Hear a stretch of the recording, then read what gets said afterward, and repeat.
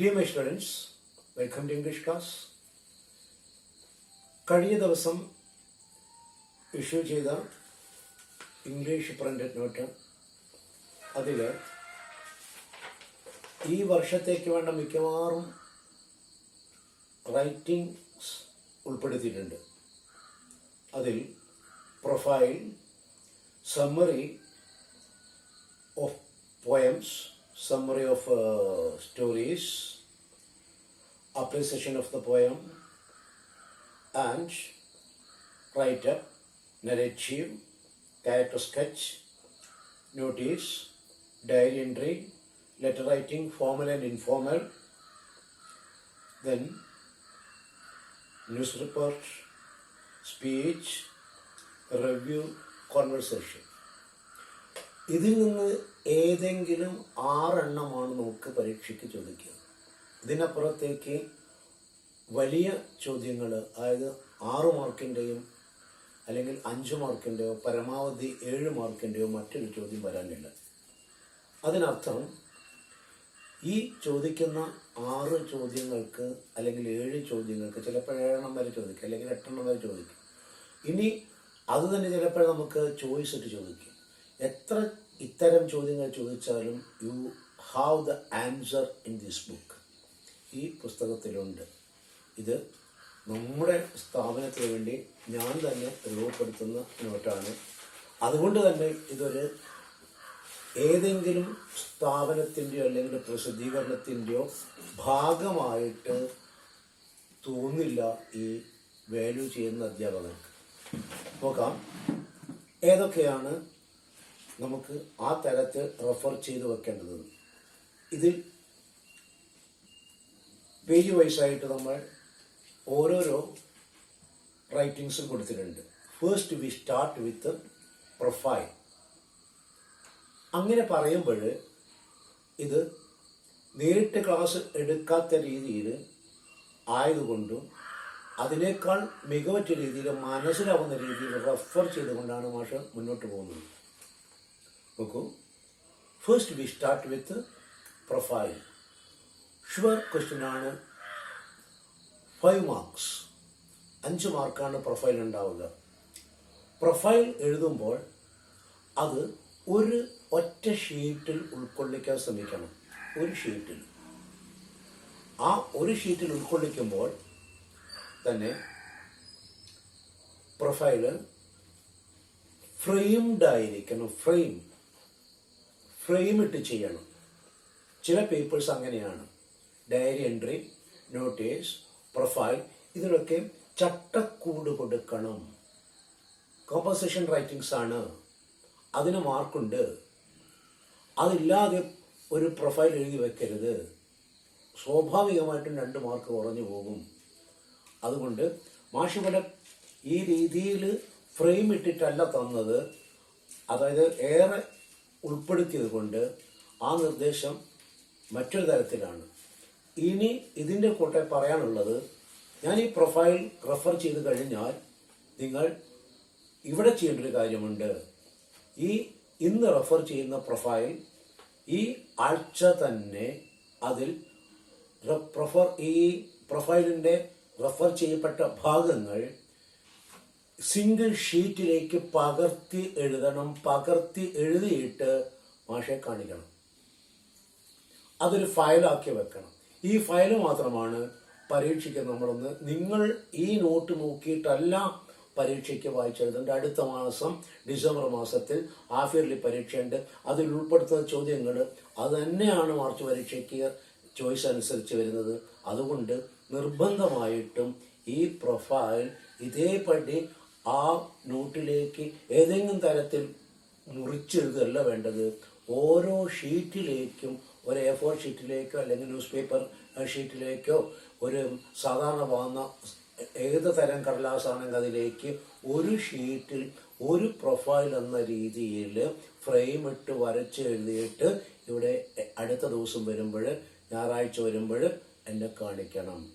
ഇത് മാത്രമല്ല, എല്ലാ ഈ തരുന്ന നോട്ട്സും കാണിക്കണം. അപ്പോൾ ഈ ആഴ്ച തരുന്ന മുഴുവൻ കാണിക്കണമെന്നല്ല. നിങ്ങൾക്ക് ഈ ആഴ്ച വരുമ്പോൾ, ഞായറാഴ്ച വരുമ്പോൾ കാണിക്കാൻ പറ്റുന്നത് എത്ര എണ്ണമാണോ അത്ര കാണിച്ചാൽ മതി. അത് പ്രൊഫൈൽ മാത്രമാണെങ്കിൽ പ്രൊഫൈൽ മാത്രം കാണിച്ചാൽ മതി, അടുത്ത ആഴ്ച അതിനടുത്ത ആഴ്ച ആയിട്ട് കാണിച്ചാലും മതി. അല്ലെങ്കിൽ അത് മുഴുവൻ എഴുതി കഴിഞ്ഞതിന് ശേഷം ഒന്നിച്ച് കൊണ്ട് കാണിച്ചാലും മതി. അതായത് നിങ്ങളുടെ കൈകൊണ്ട്, നിങ്ങളുടെ പേന കൊണ്ട് once you have to write it, ഒരു തവണ നിങ്ങളത് നോട്ടിലേക്ക് പകർത്തി എഴുതണം. മിസ്റ്റേക്ക് ഇല്ലാതിരിക്കാൻ, സ്പെല്ലിംഗ് മിസ്റ്റേക്ക് ഇല്ലാതിരിക്കാൻ, അതുപോലെ തന്നെ അർത്ഥം മനസ്സിലാകാൻ വേണ്ടിയിട്ടാണ് മാഷ് റെഫർ ചെയ്തു വരുന്നത്. Okay, profile is information about a person's life. അപ്പൊ നമ്മളൊരു പേപ്പർ എഴുതുമ്പോൾ അതെന്താണെന്ന് മനസ്സിലാക്കുക.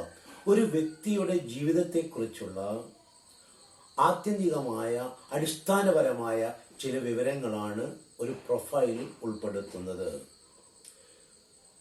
His life, his work, his interest etcetera.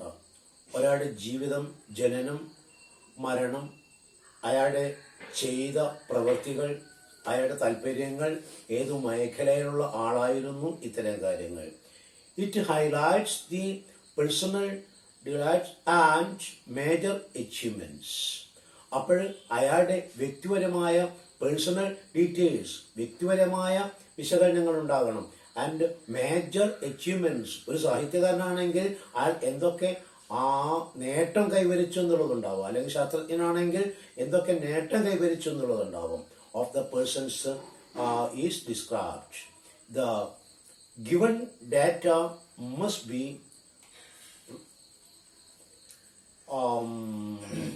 Prioritised and linked logically. Profile എഴുതുമ്പോൾ നമുക്ക് മനസ്സിൽ ഊഹിച്ചെഴുതേണ്ട കാര്യമല്ല. കാരണം അതിൽ കണക്റ്റഡ് ഹൈലൈറ്റ് ചെയ്തുകൊണ്ട് കുറച്ച് നോട്ട്സ് തരും, അതൊന്ന് എക്സ്പാൻഡ് ചെയ്ത് എഴുതണം എന്നേ ഉള്ളൂ. അപ്പൊ എങ്ങനെ എക്സ്പാൻഡ് ചെയ്ത് എഴുതണം എന്നാണ് മാഷോടെ പറയുന്നത്. അതുകൊണ്ട് തന്ന സൂചനകൾ വാചകമായിട്ട് എഴുതുക. That means there is notes, there is hints in the question paper itself, and we have to expand it and then enlarge it and then put a frame around it. That's all. അപ്പോൾ എന്താണ് ചെയ്യേണ്ടത്?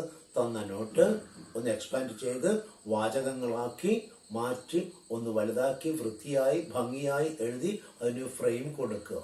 ഇതാണ് ഒരു പ്രൊഫൈലിന്റെ ധർമ്മം. ഇനി അതിൽ ഒന്ന് രണ്ട് കാര്യങ്ങൾ കൂടി മാഷ് ഇവിടെ ചേർത്ത് വെച്ചിട്ടുണ്ട്. നോക്കൂ, ഷോർട്ട് ആൻഡ് സിമ്പിൾ സെന്റൻസസ്. എവിടെയെങ്കിലും നമ്മൾ ഏതെങ്കിലും പ്രസിദ്ധീകരണത്തിൽ നിന്ന് എടുക്കുന്ന മനസ്സിലാക്കാത്ത അല്ലെങ്കിൽ നമുക്ക് മനസ്സിലാക്കാൻ കഴിയാത്ത തരം വാചകങ്ങൾ എഴുതരുത്. ഒരിക്കലും മാർക്ക് സ്കോറിംഗ് അല്ലത്. ഒരു കുട്ടിയുടെ പേപ്പറിൽ ഒരു പേപ്പർ എവിടെന്നെങ്കിലും നന്നായിട്ട് കോപ്പി അടിച്ചു വെക്കുക ആദ്യം തന്നെ. പിന്നെ വരുന്നതൊക്കെ യാതൊരു നിലവാരമില്ലാത്ത രീതിയിൽ സ്പെല്ലിംഗ് മിസ്റ്റേക്കുകളായി മാറുക. തീർച്ചയായിട്ടും ആ കുട്ടിക്ക് ആ ഉള്ള മാർക്കും കൂടി നഷ്ടപ്പെടുകയും ചെയ്യും. അതുകൊണ്ട് you write very simply and very beautifully. കഴിയുന്നത്ര തെറ്റാതെ ഭംഗിയായി വൃത്തിയായി ചെറുതായി. കണ്ടോ, ഷോർട്ട് ആൻഡ് സിമ്പിൾ സെന്റൻസ്, ലഘുവാചകങ്ങൾ മതി. നമ്മുടെ അറിവ്, അതായത് വ്യക്തിയെക്കുറിച്ച് അറിവ് കാണിക്കാനുള്ളതല്ല പ്രൊഫൈൽ. പിന്നെ എന്തിനുള്ളതാണ്? പ്രൊഫൈൽ എന്താണെന്ന് നമുക്ക് ഈ പരീക്ഷ നിരീക്ഷിക്കുന്ന ആളെ ബോധ്യപ്പെടുത്തിയാൽ മാത്രം മതി. അതല്ലാതെ ഇപ്പം തകഴിയെക്കുറിച്ച് എഴുതുമ്പോൾ അല്ലെങ്കിൽ വൈക്കം മുഹമ്മദിനെ കുറിച്ച് ബഷീറിനെ കുറിച്ച് എഴുതുമ്പോൾ അദ്ദേഹത്തിന്റെ ജീവചരിത്രം നമ്മളങ്ങ് പഠിച്ച് അയാൾക്ക് ബോധ്യപ്പെടുത്തി കൊടുക്കലല്ല. നേരെ മറിച്ച് ഒരു പ്രൊഫൈൽ റൈറ്റിംഗ് എന്താണെന്ന് ആ പരീക്ഷ എവാലുവേറ്റ് ചെയ്യുന്ന ആളെ ബോധ്യപ്പെടുത്തൽ മാത്രമാണ് ഇതിന്റെ ഉദ്ദേശം. നോക്കൂ, so it must be short and simple and that can be used to make the profile attractive. എങ്കിൽ മാത്രമേ ആ പ്രൊഫൈൽ ലഘു ജീവചരിത്രം ആകർഷകമാകുള്ളൂ. Try to use all the details given. അതുകൊണ്ട് തന്നിരിക്കുന്ന വിശദാംശങ്ങൾ ഉപയോഗിച്ചുകൊണ്ട് നിങ്ങളത് എഴുതുക. ഇനി നമുക്ക് ഈ പ്രൊഫൈലിലേക്ക് കടക്കാം. ആദ്യം മാഷ് ഇവിടെ റെഫർ ചെയ്യുന്നത് ഒന്നാമത്തെ പാഠത്തിലെ, അങ്ങനെ ഓർഡറിലാണ് ഇവിടെ പറയുന്നത്. ഇനി ഒന്നാമത്തെ പാഠത്തിലെ ആ എഴുത്തുകാരനായ റസ്കിൻ ബോണ്ടിനെ കുറിച്ചാണ്. നോക്കൂ, ഈ ഷീറ്റിൽ ബുക്ക് എടുത്ത് വെക്കുക, നോട്ട് എടുത്ത് വെക്കുക, നോട്ടിലെ ആ പേജിലേക്ക് നോക്കുക. അതിൽ അല്പം താഴെയാണ് അത് വന്നിരിക്കുന്നത്, റസ്കിൻ ബോണ്ട്. ഇപ്പോൾ ഇവിടെ തന്നെ പാഠം വൈസ് ക്രോഡീകരിച്ചതല്ല. നേരെമറിച്ച് എഴുതി വെച്ചിരിക്കുന്ന സാധനങ്ങൾ 1 by 1 ആയിട്ട് ഇത് ആഡ് ചേർത്തതാണ്. അപ്പോൾ അത് ഒരു ഓർഡറിലാകണമെന്നില്ല. എന്നാലും നമുക്ക് ക്വാർട്ടർലി, ഹാഫ് ഇയർലി വരെയുള്ള ഭാഗങ്ങളാണ് ഇതിൽ ഉൾപ്പെടുത്തിയത്. ഇനി ചെറിയൊരു നോട്ട് കൂടിയാണ് നമുക്ക് തരാനുള്ളത്. അതിൽ കുറച്ച് മോഡൽ ക്വസ്റ്റ്യൻസും അതുപോലെ തന്നെ പാഠഭാഗവും പദ്യഭാഗവുമായിട്ട് ബന്ധപ്പെട്ട കുറച്ച് സിമ്പിൾ ക്വസ്റ്റ്യൻസുമാണ് ഉണ്ടാവുക. Yes, first let us read Erskine Bond. Born on 19th May 1934, 1934 ജനനം. He is a British born Indian writer. ജനിച്ചത് ബ്രിട്ടനിലാണെങ്കിലും പഠിച്ചതും വളർന്നതും ജീവിച്ചതും ഇന്ത്യയിലായതുകൊണ്ട് അദ്ദേഹം ബ്രിട്ടീഷ് ബോൺ ഇന്ത്യൻ റൈറ്റർ ആണ്. All his creations are based on Indian life. Creations പഠിച്ച വാക്കാണ്, സൃഷ്ടികൾ. All his creations are based on Indian life. ഇന്ത്യയുടെ ജീവിതത്തെക്കുറിച്ച്, പ്രത്യേകിച്ചും വടക്കൻ ഇന്ത്യയുടെ ജീവിതത്തെക്കുറിച്ച്, അതിലുപരി ഹിമാലയ സാനുക്കളിലെ അല്ലെങ്കിൽ ഹിമാലയത്തിന്റെ താഴ്വരയിലെ ജീവിതത്തെക്കുറിച്ച്, അതിനും അപ്പുറത്തായിട്ട് കുട്ടികളെ പരാമർശിച്ചുകൊണ്ടാണ് റസ്കിൻ ബോണ്ടിന്റെ രചനകൾ. നോക്കൂ, all his creations are based on Indian life and culture. At the age of 17, he wrote the first novel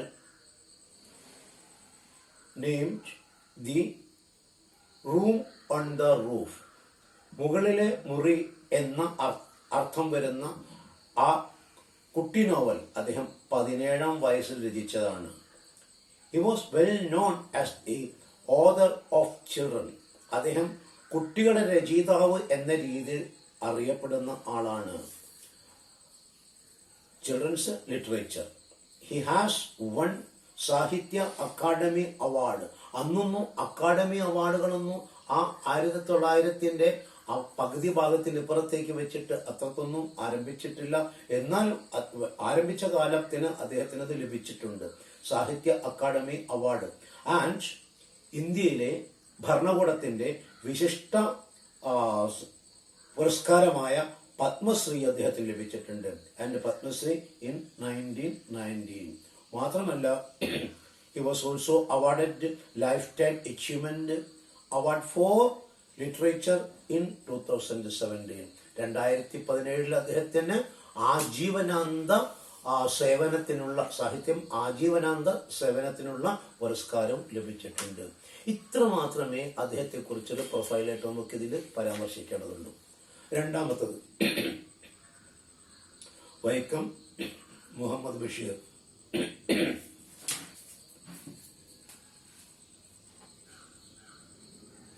Born at Vaikam and rooted in Beypore. ജനിച്ചത് വൈക്കത്ത്, അദ്ദേഹം ജീവിച്ചത് ബേപ്പൂരിൽ. Basheer, the great writer of Malayalam literature, is called both as Vaikam Muhammad Bashir and Beypore Sultan. Vaikom Muhammad ബഷീറിന് 2 നാമങ്ങളുണ്ട്. ഒന്ന് ബേപ്പൂർ സുൽത്താൻ എന്ന സാഹിത്യനാമവും മറ്റൊന്ന് ജന്മസ്ഥലത്തെ സൂചിപ്പിച്ചുകൊണ്ടുള്ള വൈക്കം മുഹമ്മദ് ബഷീർ എന്ന സാധാരണ നാമധേയവും. ഒന്നുകൂടി നോക്കൂ, അതാണ് ആ വരിയുടെ പ്രത്യേകത. He was rooted in Bepur. Bashir, the great writer of Malayalam literature, is called both as Vaikam Muhammad Bashir and Bepur Sultan. ഒന്ന് ജന്മനാടുമായി ബന്ധപ്പെടുത്തിയ പേരാണ്, മറ്റൊന്ന് സാഹിത്യ ലോകവുമായിട്ട് ബന്ധപ്പെടുത്തിയ പേരാണ്. Muhammad Basheer was born in a common family. ഒരു സാധാരണ കുടുംബത്തിലാണ് അദ്ദേഹം ജനിച്ചത്. എന്ന് വെച്ചാൽ സമ്പന്ന കുടുംബത്തിൽ അല്ല. ഇൻ ദി ഇയർ ഓഫ് 1908, 1908 ഒരു സാധാരണ കുടുംബത്തിൽ ജനനം. More than A story writer, he was A well known humanist and A freedom fighter.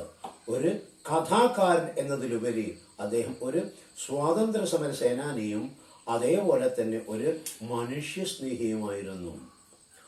He loved the earth and all the creations of the earth. ഭൂമിയെയും ഭൂമിയിലെ ജീവജാലങ്ങളെയും അത്രമേൽ സ്നേഹിച്ച വ്യക്തിയായിരുന്നു Vaikom Muhammad Basheer. He is the man who stood for the living right of all beings, ജീവജാലങ്ങൾ. ഭൂമിയുടെ അവകാശികളെന്ന അദ്ദേഹത്തിന്റെ ആ പ്രയോഗം, ഭൂമിയുടെ അവകാശികളെന്ന അദ്ദേഹത്തിന്റെ പ്രയോഗം, അത് അദ്ദേഹത്തിന് ഈ ജീവജാലങ്ങളോടും ഈ ഭൂമിയോടുമുള്ള സ്നേഹത്തെ കാണിക്കുന്നു. ഹിസ് നോട്ടബിൾ വർക്ക്സ് ഇൻക്ലൂഡ്സ്, ശ്രദ്ധിച്ച് ആ വരികൾ നോക്കണം, എന്തൊക്കെയാണ്? ബാല്യകാല സഖി, അദ്ദേഹത്തിന്റെ പ്രധാനപ്പെട്ട സൃഷ്ടികൾ. ബാല്യകാല സഖി, പാത്തുമായി, അതായത് അദ്ദേഹത്തിന്റെ ആ രീതിയിലാണ് എഴുതി വെക്കുക, അതുകൊണ്ട് സ്പെല്ലിംഗ് വരുന്നതിനെ പ്രത്യേകം ശ്രദ്ധിച്ചോണം. പാത്തുമ്മായുടെ ആട്, മതിലുകൾ. ആൻഡ് അടുത്ത വാക്കുകൾ ഏറെ ശ്രദ്ധിച്ചു നോക്കുക. എൻ ക്യാപിറ്റലാണ് തുടങ്ങിയത്, അങ്ങനെയാണത് ഇംഗ്ലീഷ് പരിഭാഷ. ഹേഷർ എന്ന ജർമ്മൻ റൈറ്റർ, അദ്ദേഹത്തിന്റെ പരിഭാഷകൻ അങ്ങനെയാണ് കൊടുത്തിരിക്കുന്നത്. എൻ്റെ ഉപ്പാപ്പയ്ക്കൊരു ആന ഉണ്ടായിരുന്നു. ഈ കൃതികളൊക്കെയാണ്, ഒന്നുകൂടി പറയുന്നു: ബാല്യകാല സഖി, പാത്തുമ്മയുടെ ആട്, മതിലുകൾ, ആൻഡ് ഉപ്പാപ്പയ്ക്കൊരു ആന ഉണ്ടായിരുന്നു. Many of his writings were also filmized. ഇതിൽ പലതും, ഇത് മാത്രമല്ല, പല നോവലുകളും പല സൃഷ്ടികളും സിനിമയാക്കപ്പെട്ടതാണ്. മതിലുകൾ ഏറെ ശ്രദ്ധിക്കപ്പെട്ട, അതുപോലെ തന്നെ ഭാർഗവീ നിലയം പോലുള്ള സിനിമകൾ, ബാല്യകാല സഖി പോലുള്ള സിനിമകൾ, ഇതൊക്കെ തന്നെ ഏറെ ശ്രദ്ധിക്കപ്പെട്ടവയുമാണ്. He was also awarded Padmashri. Ruskin ബോണ്ടിനെ കുറിച്ച് പറയുന്നത് പോലെ നമ്മുടെ ആദ്യകാല എഴുത്തുകാരനായ അദ്ദേഹത്തിന് അന്ന് കേരളത്തിൽ കൊടുക്കാൻ കേരള സാഹിത്യ അക്കാദമി അവാർഡോ അല്ലെങ്കിൽ കേരള സാഹിത്യ അക്കാദമി അവാർഡൊന്നും ഇല്ല. അതുകൊണ്ടാണ് അവാർഡ് ലഭിക്കാതിരുന്നത്. അതൊന്നും സ്റ്റാർട്ടായിട്ടില്ല. എങ്കിലും ഈ കേന്ദ്രം കൊടുക്കുന്ന, കേന്ദ്ര സർക്കാർ കൊടുക്കുന്ന പത്മശ്രീ അവാർഡ് അദ്ദേഹത്തിന് ആദ്യം തന്നെ ഏർപ്പെടുത്തിയത് അക്കാലത്ത് അദ്ദേഹത്തിന് ലഭിച്ചിട്ടുണ്ട്. Basheer passed away from this world in 1994. 1994 അദ്ദേഹം ഈ ഭൂമുഖത്ത് നിന്ന് അപ്രത്യക്ഷനായി. ഒന്നുകൂടി പറഞ്ഞുകൊണ്ട് നമുക്ക് ഇന്നത്തെ നിർത്താം. ആ പറയുന്നത് വില്യം വേർഡ്സ്വർത്തിനെ കുറിച്ചാണ്. ആദ്യത്തെ പോയമാണ്. അതുകൊണ്ട് നമ്മൾ പഠിച്ചതാണ് ഇതൊക്കെ തന്നെ. എന്നാലും വീണ്ടും ഒരു റെഫറൻസിന് വേണ്ടി, റിമൈൻഡറിന് വേണ്ടിയാണ് ഇതൊക്കെ മാഷ് വീണ്ടും പറയുന്നത്. മാത്രമല്ല, മാഷ് പറഞ്ഞു ഈ നോട്ട് നോക്കി അത് എഴുതി സൂക്ഷിക്കണം. ഓരോ പേപ്പറും ഓരോ ഫയലായി സൂക്ഷിക്കുക. അപ്പോൾ ഹാൻഡ് റൈറ്റിങ്ങിലൂടെ നിങ്ങളുടെ സ്പെല്ലിംഗ് കറക്റ്റാണ്. അതുമാത്രമല്ല, മാഷി റെഫർ ചെയ്യുന്നതിലൂടെ അർത്ഥം കറക്റ്റാണ്. നിങ്ങൾക്ക് ഏത് പരീക്ഷയ്ക്ക് എഴുതാൻ സാധിക്കും. William Wordsworth. The world renowned poet was born in 1770. 1770 അദ്ദേഹത്തിന്റെ ജനനം. അറ്റ് അയർലാൻഡ്, ബ്രിട്ടീഷ് ദ്വീപ് സമൂഹത്തിലെ അയർലൻഡിലാണ് വില്യം വേർഡ്സ്വർത്ത് ജനിച്ചത്. He is known as the lover of nature. പ്രകൃതി സ്നേഹി.